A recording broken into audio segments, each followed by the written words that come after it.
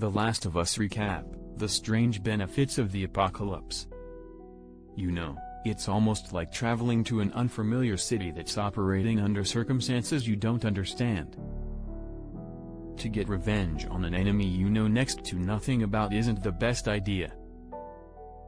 Dina's meticulous planning for the journey was rock solid, but Seattle is turning out to be a different beast altogether.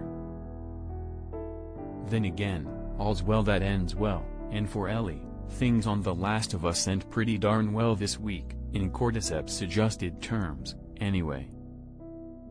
But first, let's jump back to 2018, where a Fedra soldier played by Josh Peck, or for all we know, actual Josh Peck, making the best of it when the acting roles dried up after the infected took over Studio City, relays a knee-slapping story about assaulting some voters while on patrol. A wide-eyed new recruit asks why citizens are called that, and the sergeant in charge interjects to explain that it's a mocking term after Fedra took away their voting rights. And if his forbidding tone wasn't enough to kill the joking mood inside the transport, the school bus blocking the road in front of them finishes the job. The Sarge, Jeffrey Wright, grabs the newbie, Ben Allers, Burton, and hops out to approach the grim, silent citizens filling the street. "You Isaac?" the woman in charge, Alana Ubach, asks, and the Sarge replies, "Hanrahan?" Identities confirmed, Isaac turns and tosses grenades into the troop transport, sealing the doors and shooting the driver when he tries to escape. Hanrahan welcomes him to the fight, and Isaac turns to Burton and tells the kid to make his choice. Pretty sure Isaac just made it for him. 11 years later, Dina, Isabella Merced, and Ellie, Bella Ramsey, spend day one in Seattle searching a picked-over pharmacy. They call out their finds from different parts of the store, no pain meds, but Dina finds a box of Monistat 7 and Ellie finds, Hork, a gallon of milk. Then Dina spots something that halts her in her tracks, and she tells Ellie she needs a second to pee. We don't see what she's holding, but both the audience and Ellie notice that she's a little off when she emerges to Mount Shimmer. As they make their way through the green, foliage-choked streets of Seattle, they're surprised to see no evidence of the rumored bombings of the city. And Ellie comments that the Fedra corpses scattered around look like they died fighting one another. When they come across an overgrown, long-abandoned tank, Ellie scales it to check inside. "No, Ellie. That went so badly for Rick." The hatch falls open with a bang that has Dina on high alert, but not a living, or semi-living, soul emerges. Good thing, too. Ellie's risky movie yields nothing more than 3 burned skeletons inside. Although it does give her a chance to name-check the astronauts who died on the launch pad in Apollo 1.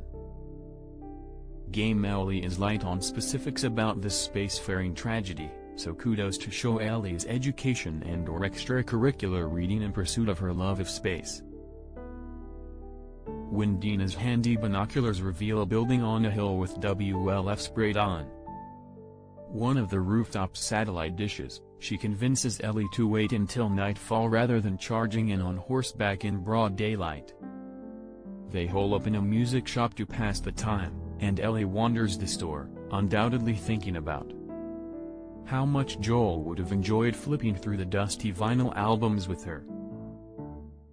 While Dina delightedly tries out a drum set, Ellie heads upstairs and finds a case holding a beautifully preserved guitar. With a lush wall of greenery as a backdrop, she starts to play a-ha's Take on Me, as Ellie sings the lyrics. Dina drifts upstairs, her face lit up like she's gazing at the sun. A shy smile slides across Ellie's face when their eyes meet. As the last delicate notes fade away in this mossy, magical place, Dina swipes at her tears and tells her that Joel taught her well. He did, Ellie softly agrees. Fingers crossed that part of Joel's guitar lessons involved trying to explain to Ellie how wild the original The Take On Me music video was back in the day. Dina breaks the wistful moment by asking Ellie if she's hungry and goes to fetch their road jerky. Say what you will about Seattle, but at least Shimmer has copious food, both indoors and out. Okay, let's check in on present-day Isaac, who stands in front of a gas range, waxing poetic about finally getting to use the Mauviel saucepan of his dreams.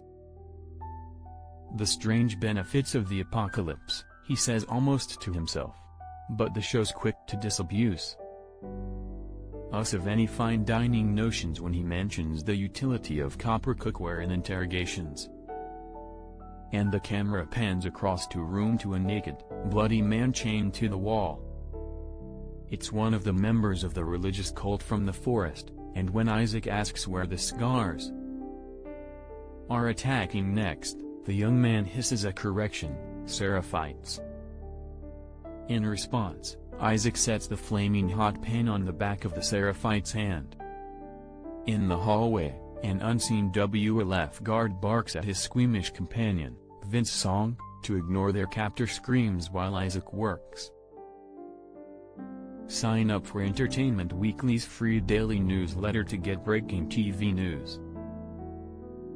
Exclusive first looks, recaps, reviews, interviews with your favorite stars, and more. During the interrogation, we learn that the Wolves and the Scars have been locked in a war with atrocities on both sides. WLF children have been killed, but so have Seraphite children.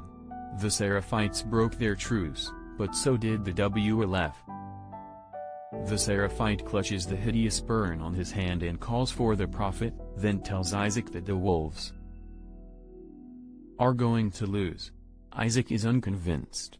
We have automatic weapons and hospitals, and you lunatics have bolt-action rifles, bows and arrows, and superstition.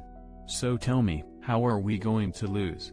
Listen, I'm far from a student of history, but lesser-equipped underdogs prevailing in battle isn't the wildest thing to ever happen. The suffering Seraphite tells Isaac that it's a matter of numbers. Every day, wolves defect to join the Prophet's cause. But no Seraphites are quitting to slap a WLF patch on their chests. This enrages Isaac, but when the Seraphite holds out his trembling, uninjured hand to receive the next burn, Isaac realizes that he can't torture information out of him and ends the man's life with a bullet.